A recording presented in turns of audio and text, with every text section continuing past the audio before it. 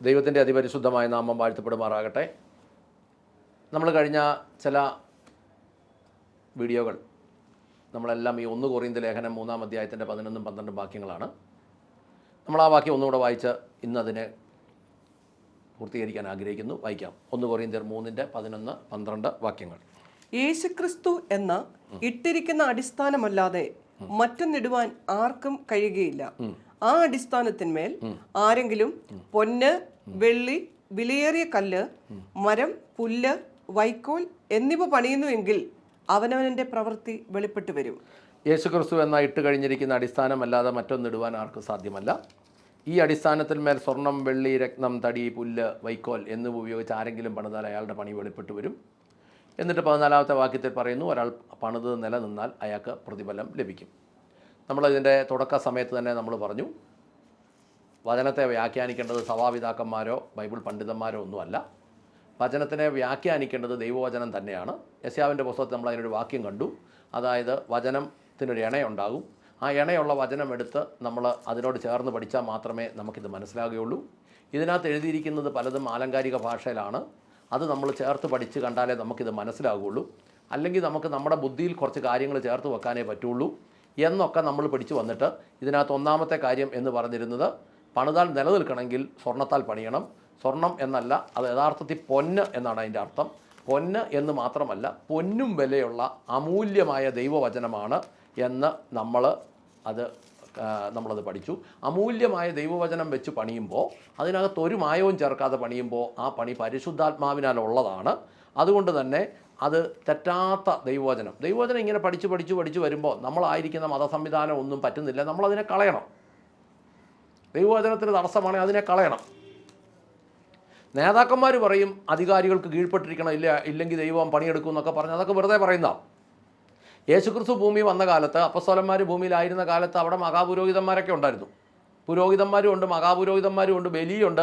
അവരുടെ ഭൂമിയിലെ പ്രവർത്തനങ്ങൾ കഴിഞ്ഞ് യേശുക്രിസ്തു മരിച്ചടക്കപ്പെട്ട് സ്വർഗാരോഹണം ചെയ്തു പോയ ശേഷവും അപ്പസ്തോലന്മാർ അവിടെ പ്രവർത്തിച്ച സമയത്തും ഒക്കെ ഈ മഹാപുരോഹിതന്മാർ അവിടെയുണ്ട്. ആ യഹൂദന്മാർ ഇന്നും ഉണ്ട്. റബ്ബിമാരെന്നൊക്കെ പേരിൽ അവരിന്നും ഉണ്ട്. അപ്പോൾ പരിശുദ്ധാത്മാവിനാലുള്ള സഭ ഭാഗികം ഒരു വശത്തൂടെ പണി നടന്നു. അപ്പോൾ രണ്ടാമത് വെള്ളി എന്താണെന്ന് ചോദിച്ചാൽ നമ്മളത് പഠിച്ചു. നിലത്തെ ഉലയിൽ 7 പ്രാവശ്യം ശുദ്ധി ചെയ്ത വെള്ളി പോലെയുള്ള ദൈവത്തിൻ്റെ യഹോവയുടെ വചനങ്ങളാണ് എന്ന് നമ്മൾ പഠിച്ചു. അപ്പോൾ സ്വർണവും പൊന്നെന്ന് പറയുന്നതും അമൂല്യമായ ദൈവവചനമാണ്, വെള്ളി എന്ന് പറയുന്നതും അമൂല്യമായ ദൈവവചനമാണ്. പിന്നെ അവസാനം കല്ലെന്ന് പറയുന്നത്, അമൂല്യമായ കല്ലെന്ന് പറയുന്നത് മൂലക്കല്ലെന്ന് യേശുക്രിസ്തു ആണെന്ന് നമ്മൾ പഠിച്ചു. പിന്നെ നമ്മൾ അങ്ങോട്ട് പോയിട്ട് ഇത് 3-4 പണി നിലനിൽക്കുമെന്ന് നമ്മൾ പഠിച്ചു. അത് കഴിഞ്ഞ ശേഷം തടി അഥവാ മരം, പുല്ല്, വൈക്കോൽ ഇതെല്ലാം മനുഷ്യനിർമ്മിത ആശയങ്ങളുമാണെന്ന് നമ്മൾ പഠിച്ചു.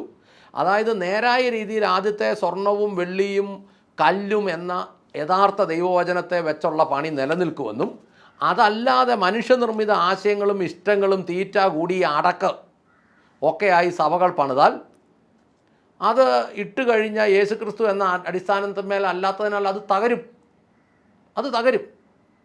ഇനി അതിൻ്റെ കാര്യം കൂടെ പറയാം. യഥാർത്ഥ ദൈവവചനം ഓപ്പറേറ്റ് ചെയ്ത് കൊണ്ടുപോകുന്നത് മനുഷ്യൻ്റെ വാഗൊണ്ടാണെങ്കിലും അതിൻ്റെ പുറകിൽ പരിശുദ്ധാത്മാവാണ്. ദൈവനിശ്വാസികമാകയാൽ എന്ന് നമ്മൾ വായിച്ചത്, ഇൻസ്പിരേഷൻ ഓഫ് ഗോഡ്, പരിശുദ്ധാത്മാവിനാൽ. വചനം വായിക്കാം. മത്തായി 12:32.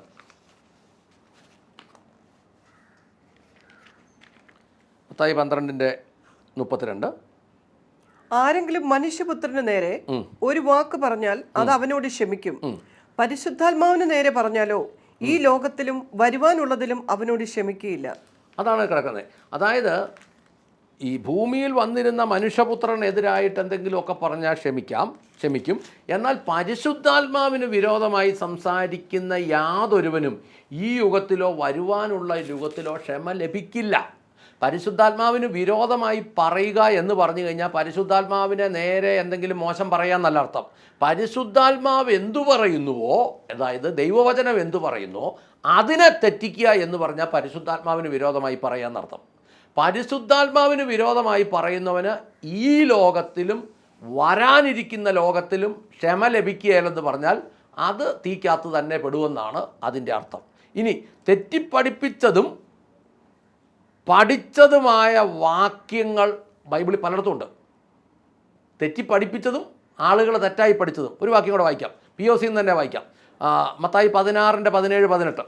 യേശു അവനോട്, ബർയോന ശിമോനെ, നീ ഭാഗ്യവാൻ, ജഡരക്തങ്ങളല്ല സ്വർഗസ്ഥനായ എന്റെ പിതാവത്രേ നിനക്ക് ഇത് വെളിപ്പെടുത്തിയത്. നീ പത്രോസാകുന്നു, ഈ പാറമേൽ ഞാൻ എന്റെ സഭയെ പണിയും, പാതാള ഗോപുരങ്ങൾ അതിനെ ജയിക്കയില്ല എന്ന് ഞാൻ നിന്നോട് പറയുന്നു. ഇത് ഒത്തിരി തെറ്റിദ്ധരിക്കപ്പെട്ട ഒരു വചനമാണ്. അത് എഴുതിയിരിക്കുന്നത്, യോനായുടെ മകനായ ശിമോനെ, നീ അനുഗ്രഹിക്കപ്പെട്ടവൻ, ഇത് നിനക്ക് വെളിപ്പെടുത്തി തന്നത് മനുഷ്യനല്ല, സ്വർഗസ്ഥനായ എൻ്റെ പിതാവത്രേ. ഞാൻ നിന്നോട് പറയുന്നു, നീ പത്രോസാകുന്നു, ഈ പാറമേൽ ഞാൻ എൻ്റെ സഭയെ പണിയും. പത്രോസിനോട് പറഞ്ഞത് പത്രോസേ നീ പാറയാകുന്നു എന്നല്ല. ലോകത്തിൽ ഒരു POC ബൈബിളിനകത്തും പത്രോസേ നീ പാറയാകുന്നു എന്ന വചനം ഇല്ല. മത്തായി സുവിശേഷം 16-ാം അധ്യായത്തിൻ്റെ 17-18 വാക്യങ്ങളിൽ യേശുക്രിസ്തു പത്രോസിനോട് പറഞ്ഞത് പത്രോസേ നീ പത്രോസാകുന്നെന്ന് തന്നെയാണ്. ഒരു മാറ്റവും വേണ്ട. പക്ഷേ മനുഷ്യനെല്ലാം ധരിച്ചു വച്ചിരിക്കുന്നത് പത്രോസേ നീ പാറയാകുന്നു, ഈ പാറമേൽ ഞാൻ എൻ്റെ സഭ പണിതു. പത്രോസിനെ പോലെ രായ്ക്ക് രാമായണം അങ്ങോട്ടും ഇങ്ങോട്ടും ആടുന്നവൻ്റെ മേൽ സഭ പണിത് എങ്ങനെ ഇരിക്കും? ഈ പത്രോസിനെ പോലെ അങ്ങോട്ടും ഇങ്ങോട്ടും ആടിയവനും ചാടിയവനും വേറൊരാളില്ല. അങ്ങനെ ഇളകി നിൽക്കുന്ന ഒരുത്തൻ്റെ മേൽ സഭ പണിത് എങ്ങനെ ഇരിക്കും? യേശുവിൻ്റെ പ്രധാന ശിഷ്യനായിട്ട് കൂട്ടത്തിൽ നടന്നു. യേശുവിനെ തള്ളിപ്പറഞ്ഞവരിൽ ശരിക്കും പറഞ്ഞാൽ യൂദ ചെയ്തതിലും വലിയ തെറ്റ് ചെയ്തത് പത്രോസാണ്. യൂദ ഒരു ഉമ്മ കൊടുത്തു, ഒറ്റി കൊടുത്തു എന്നുള്ളത് സത്യമാണെങ്കിലും അത് കഴിഞ്ഞ് അത് ദൈവ പദ്ധതിക്കകത്തൊക്കെ ആയിരുന്നു. പക്ഷേ പത്രോസ് അതിലും വലിയ പണി ചെയ്തു. പത്രോസിന് പാറ്റിക്കളയാൻ സാത്താൻ അനുവാദം ചോദിച്ചിട്ട് അത് കൊടുക്കാതെ യേശുക്രിസ്തു നിർത്തിയത് കൊണ്ടാണ് അവൻ നിലനിന്നത്. അപ്പോൾ എന്തുകൊണ്ടാണ്? അപ്പോൾ അതുകൊണ്ട് നമുക്ക് മനസ്സിലാകണം, യേശുക്രിസ്തു ആണ് പാറ. വായിച്ചേ 1 കൊറിന്ത്യർ 10:3-4 വാക്യങ്ങൾ.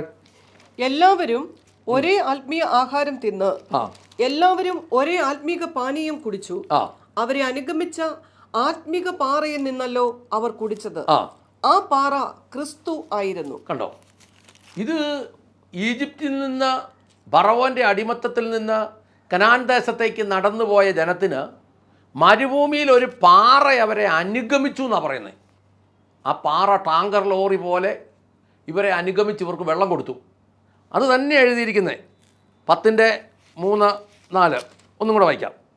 എല്ലാവരും ഒരേ ആത്മീക ആഹാരം തിന്ന് എല്ലാവരും ഒരേ ആത്മീക പാനീയം കുടിച്ചു.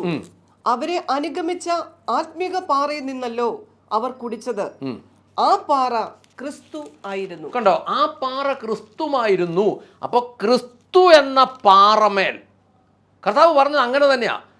പത്രോസേ നീ പത്രോസാകുന്നു, ഈ പാറമേൽ എന്ന് പറഞ്ഞാൽ യേശു ക്രിസ്തു എന്ന 1 കൊറിന്ത്യർ ലേഖനം 10:3-4 ഭാഗത്തും പറയുന്ന, പുറപ്പാട് പുസ്തകത്തിൽ ഈ ഈജിപ്ഷ്യൻ ജനത്തിന് പിന്തുടർന്ന് വെള്ളം കൊടുത്ത ആ പാറയെന്ന യേശുക്രിസ്തു എന്ന പാറ, ആ പാറ ക്രിസ്തുവായിരുന്നു എന്ന് വായിക്കുന്നെങ്കിൽ ആ പാറമേൽ പത്രോസിനെ പോലെയുള്ള കല്ലുകളെ ഉപയോഗിച്ച് ദൈവം സഭയെ പണിയുമെന്നാണ് പറഞ്ഞിരിക്കുന്നത്. അപ്പോൾ നമുക്ക് എന്നാ മനസ്സിലായി? ഇങ്ങനെ നമ്മൾ ചിന്തിക്കുമ്പോൾ നമ്മൾ തെറ്റായി പഠിച്ചാൽ അതിന് ഉത്തരവാദിത്വം ദൈവത്തിനില്ല. നമ്മൾ ശരിയായി പഠിക്കേണ്ടത് നമ്മുടെ മാത്രം ഉത്തരവാദിത്വമാണ്. വചനത്തിൻ്റെ വ്യവസ്ഥയിൽ അത് ഗ്രഹിക്കേണ്ടത് നമ്മുടെ മാത്രം ഉത്തരവാദിത്വമാണ്. അതിൻ്റെ ഗൗരവം എന്താണെന്ന് ചോദിച്ചാൽ, നാളെ കർത്താവിൻ്റെ മുമ്പിൽ നമ്മൾ ഓരോരുത്തരും വ്യക്തിപരമായി നിൽക്കേണ്ടി വരും. അന്നേരം നമ്മളെ പഠിപ്പിച്ച അച്ഛനവിടെ കാണുകയില്ല, നമ്മളെ പഠിപ്പിച്ച പാസ്റ്ററും അവിടെ കാണുകയില്ല, നമ്മളെ പഠിപ്പിച്ച മാതാപിതാക്കളും കാണുകയില്ല, നമ്മുടെ അയലോക്കംകാരും കാണുകയില്ല, പ്രാർത്ഥനാ ഗ്രൂപ്പുകാരും കാണുകയില്ല, കൂട്ടായ്മക്കാരും കാണുകയില്ല. വിളിക്കുമ്പം വിറച്ചുകൊണ്ട് ഞാൻ തന്നെ ചെല്ലേണ്ടി വരും. നിങ്ങൾ ഓരോരുത്തരും ചെല്ലേണ്ടി വരും. ചെല്ലുമ്പോൾ ഈ വചനം വെച്ചാ ദൈവം ന്യായം വിധിക്കുന്നത്. വചനം വെച്ച് ഓരോന്ന് ചെയ്യുമ്പം അന്നേരം പറയരുത് ഞാനിത് അറിഞ്ഞില്ലെന്ന്. ഞാനിത് അറിഞ്ഞില്ലെന്നത് കൊണ്ട് ശിക്ഷാവിധി ഒഴിവാകുന്നില്ല. ഞാൻ അറിയാത്തത് കൊണ്ട് ദൈവവചനം മാറിപ്പോകുന്നില്ല. ഇതറിയായികയല്ല, എൻ്റെ വീട്ടിൽ ഇതുണ്ട്, അല്ലെങ്കിൽ ഇതെനിക്ക് കിട്ടാവുന്ന സ്ഥലത്തുണ്ട്, എനിക്കിത് നോക്കാനോ വായിക്കാനോ ഇത് പഠിപ്പിക്കാൻ അറിയാവുന്നവർക്ക് ശിഷ്യപ്പെട്ടിരിക്കാനോ എനിക്ക് ഉദ്ദേശമില്ല. ഞാനായിരിക്കുന്ന മതത്തിൽ എൻ്റെ വിശ്വാസത്തിനോട് ചേർന്ന് എൻ്റെ ജഡിക സുഖങ്ങളോട് കൂടെ ഞാൻ ഇതും കൂടി അങ്ങ് അഡ്ജസ്റ്റ് ചെയ്യുമ്പം ദൈവം അംഗീകരിക്കണമെന്ന് പറഞ്ഞാൽ അവർക്ക് പ്രതിഫലം തീയാണ് എന്ന അർത്ഥം. അതുകൊണ്ട് പറയട്ടെ, പൊന്ന്, വെള്ളി, വിലയേറിയ കല്ല് എന്ന ശക്തമായ ദൈവവചനം വെച്ചാണ് നിങ്ങളുടെ ജീവിതത്തെ നിങ്ങൾ പണിയപ്പെടുന്നതെങ്കിൽ അതിന് പരിശുദ്ധാത്മാവ് നിങ്ങളെ സഹായിക്കും. എന്നാൽ മനുഷ്യനിർമ്മിത ആശയങ്ങളും മനുഷ്യനുമായ തടിയ്, പുല്ല്, വൈക്കോല് ഇതൊക്കെയാണ് വെച്ച് നിങ്ങൾ പണിയാൻ ഉദ്ദേശിക്കുന്നതെങ്കിൽ ആ പണി സാത്താൻ പണിയും. അവസാനം സാത്താൻ്റെ കൂടെ പോയി കിടക്കേണ്ടിയും വരും എന്നതാണ് യാഥാർത്ഥ്യം. അതുകൊണ്ട് തന്നെ ഈ ഒരു വലിയ അപകടത്തെ തിരിച്ചറിഞ്ഞ് 50, 60 ഒക്കെ വയസ്സായി, അല്ലെങ്കിൽ മനുഷ്യൻ്റെ ആയുസ് എത്ര ദിവസം ഉണ്ടെന്ന് അറിയത്തില്ല, അവനവൻ്റെ ആത്മീയ കാര്യങ്ങൾ അവനവൻ ജീവിച്ചിരിക്കുന്ന കാലത്ത് തന്നെ ചെയ്യണമെന്ന് ദൈവത്തിൻ്റെ വചനം പറയുന്നു. ചില പാതിരിമാർ പറയുന്നത് പോലെ പെന്തക്കോസുകാർ കൈ കൊട്ടിയതുകൊണ്ടോ കുറേ കടന്ന് തുള്ളിയത് കൊണ്ടോ കുറേ തമ്പയർ അടിച്ചത് കൊണ്ടോ ഒന്നും പ്രയോജനമില്ലെന്ന് പറയുമ്പോൾ അതൊക്കെ ഒഴിവാക്കി വിഗ്രഹാരാധനയിലേക്ക് കടന്നു വരാൻ വേണ്ടി പ്രാർത്ഥിക്കാം എന്ന് പറയുന്ന മണ്ടത്തരം, അതൊന്നും ശ്രദ്ധിക്കാതെ, പെന്തക്കോസുകാരുടെ ഇടയ്ക്ക് മുഴുവൻ ശരിയാന്നല്ല പറയുന്നത്, പക്ഷേ ഒറിജിനൽ ഉള്ളത് കൊണ്ടാണ് അവിടെ ഡ്യൂപ്ലിക്കേറ്റ് ഉള്ളത്. ഒറിജിനൽ ഉള്ളത് കൊണ്ടാണ് ഡ്യൂപ്ലിക്കേറ്റ് ഉള്ളത്. ഇനി ഡ്യൂപ്ലിക്കേറ്റ് മാത്രം വിൽക്കുന്നവർ ഒറിജിനൽ ഉള്ളവർ ഡ്യൂപ്ലിക്കേറ്റ് ആകാൻ പ്രാർത്ഥിക്കുന്നതിൽ എന്ത് കാര്യം? ഒന്നുകൂടെ പറയാം, ഡ്യൂപ്ലിക്കേറ്റ് മാത്രമുള്ളവർ ഒറിജിനൽ ഉള്ളിടത്തെ ഒറിജിനലും കൊണ്ട് ഡ്യൂപ്ലിക്കേറ്റ് ആകാൻ പ്രാർത്ഥിക്കണം എന്ന് പറയുമ്പം അത് എത്ര വങ്കത്തരം. ഇനി ഒറിജിനലും ഡ്യൂപ്ലിക്കേറ്റും തിരിച്ചറിയുന്നത് എന്താ? ദൈവത്തിൻ്റെ വചനം. ദൈവത്തിൻ്റെ വചനത്തിൽ ഇത് എങ്ങനെ മനസ്സിലാകും? ഇത് നേരാൻ വണ്ണം ഇത് എഴുതിയേക്കുന്നതിൻ്റെ അർത്ഥത്തിൽ പിടികിട്ടിയാൽ മനസ്സിലാകും.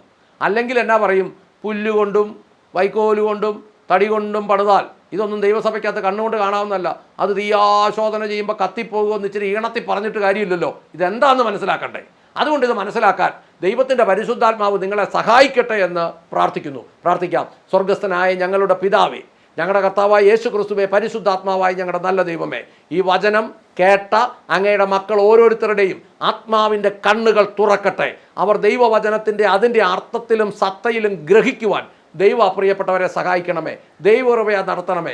ശക്തമായ ദൈവ സാന്നിധ്യം അവരുടെ കൂടെ നിൽക്കണമേ. അവരെ തെറ്റിച്ചുകൊണ്ട് നടക്കുന്ന കർത്താവെ, വെളിച്ച ദൂതൻ്റെ വേഷം കെട്ടിയ വൈശാചിക ശക്തി നസ്രയനായ യേശു ക്രിസ്തുവിൻ്റെ നാമത്തിൽ ആ വ്യക്തികളുടെ ഉള്ളത്തിൽ നിന്നും വിട്ടുപോകട്ടെ എന്ന് കൽപ്പിക്കുന്നു. സാത്താനും അവൻ്റെ ക്രിയകളും ഈ വ്യക്തികളെ വിട്ടുപോകുന്ന ശക്തികൾ കർത്താവെ, അതെല്ലാം കർത്താവെ ആർക്കും ഒരു ദ്രോഹമാകാതെ വണ്ണം കലങ്ങി ഇളകി മറിയുന്ന കടലിൽ പോയി ചേരട്ടെ എന്നും കൽപ്പിക്കുന്നു. ശ്രമിച്ച എല്ലാ പ്രിയപ്പെട്ടവരെ അനുഗ്രഹിക്കണമേ. ബുദ്ധി തുറന്നു കൊടുക്കണം, ആത്മാവ് തുറന്നു കൊടുക്കണം, സകല മേഖലയിലും അനുഗ്രഹമാകണം. അങ്ങ് പ്രാർത്ഥന കേട്ട് അനുഗ്രഹിച്ച കൃപയ്ക്ക് നന്ദി. യേശു ക്രിസ്തുവിൻ്റെ ധന്യമുള്ള നാമത്തിൽ തന്നെ. ആമേൻ, ആമേൻ, ആമേൻ.